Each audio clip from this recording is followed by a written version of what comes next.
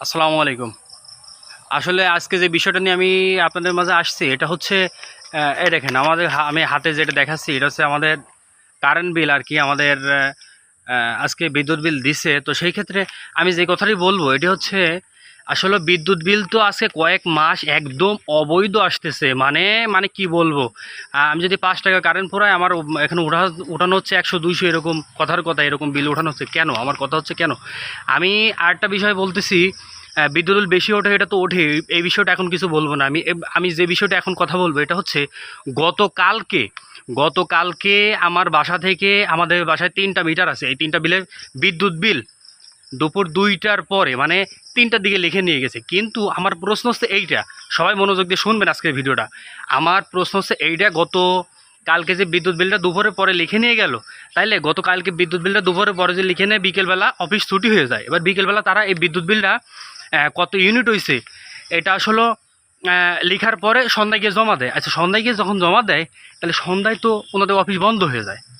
Office যখন বন্ধ হয়ে যায় তাহলে তার পরের দিন মানে আজকে দিনে মানে এই কাগজগুলো তারা প্রিন্ট করবে, তারা ছাপাবে, তারপর আমাদেরকে দিতে ম্যাক্সিমাম 2 দিন, সর্বনিম্ন 2-3 দিন টাইম লাগবে। তো সেই ক্ষেত্রে গতকালকে দুপুরের পরে কাগজটা লিখে বিদ্যুৎ বিলটা লিখে আজকে আজকে সকালের পরে অথবা দুপুরের পরে এই বিদ্যুৎ বিলটা দুপুরের পরে আমি হাতে পাইছি, তাহলে সকালবেলা বিদ্যুৎ বিলটা ওই মহেশপুর অফিস, আমাদের যে মহেশপুর বিদ্যুৎ অফিস ওখান থেকে চলে আসছে।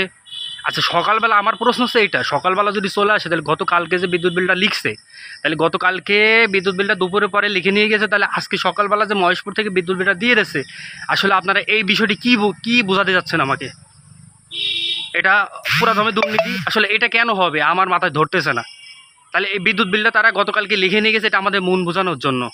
এটা আসলে মানে একদম পরিপূর্ণভাবে তারা যে লিখে আমাদের বিদ্যুৎ বিলটা কত হয়েছে সত্যভাবে লিখে যে আমাদের বিদ্যুৎ বিলটা কাগজটা দিয়েছে এমনটা কিন্তু না। যদি হয়তো তাহলে আজকে বিদ্যুৎ বিলটা জীবনও পাইতাম না। তাহলে গতকালকে তারা বিদ্যুৎ বিলটা আমাদের বোঝানোর জন্য লিখে নিয়ে গেছে, আর বিদ্যুৎ বিল তারা হচ্ছে অনুমান করে তারা লিখে দিয়েছে। কেন? এটা কেন ভাই? বাংলাদেশটা এখন সেই আগের মতো নাই, এখন তো স্বাধীন বাংলাদেশ। তাহলে বিদ্যুৎ বিল কেন এরকমটা হবে? আমাদের মানে বরাবর গত মাসে তার আগের মাসে যেমন বিদ্যুৎ পুরাইছি তার চাইতেও এই মাসে বিদ্যুৎ আমরা কম পুরাইছি। সেই ক্ষেত্রে গত মাসে আমার কথার কথা গত মাসে 700 টাকা আসছে, এই মাসে হিসেবে আর কম আসার কথা। কিন্তু কেন এত বেশি আমি কিছু বুঝতেছি না। এই মাসে 2000-এর উপরে বিদ্যুৎ বিল আসছে, গত মাসের চাইতে এই মাসে বিদ্যুৎ পুরাইছিও কম, তাহলে এত বেশি কেন আসবে? আসলে এই বিষয়টা নিয়ে আমি মহেশপুর যারা বিদ্যুৎ অফিসে চাকরি করেন অথবা যারা মানে এই বিষয়ে দায়িত্বরত আছেন অথবা আপনারা হচ্ছে এই বিষয়টা একটু তদন্ত নেন। আসলে কেন এরকমটা হচ্ছে? বিদ্যুৎ বিল কেন এমন অবৈধভাবে আসতেছে? মানে আজকে বিদ্যুৎ বিলটা আমি হাতে পেয়ে আমার মাথাটা খারাপ হয়ে গেছে, কেন এরকমটা হবে?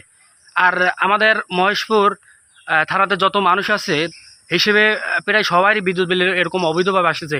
সবাই একসাথে করেন, মানে সবাই একসাথে যে কেন আসতেছে এর প্রতিবাদ করতে হবে, নাইতে কিন্তু কোনোভাবেই সম্ভব না। এত বিদ্যুৎ বিল কীভাবে আসে? যেখানে 600 টাকা 500 টাকা বিদ্যুৎ বিল আসে স্বাভাবিকভাবে, সেইখানে এই মাসে 2000-এর উপরে বিদ্যুৎ বিল আমার আসছে। শুধু বিদ্যুৎ বিল যে আমার বেশি আসে তা না, প্রতিটা মানুষেরই বিদ্যুৎ বিল বেশি আসতেছে। কেন বেশি আসতেছে?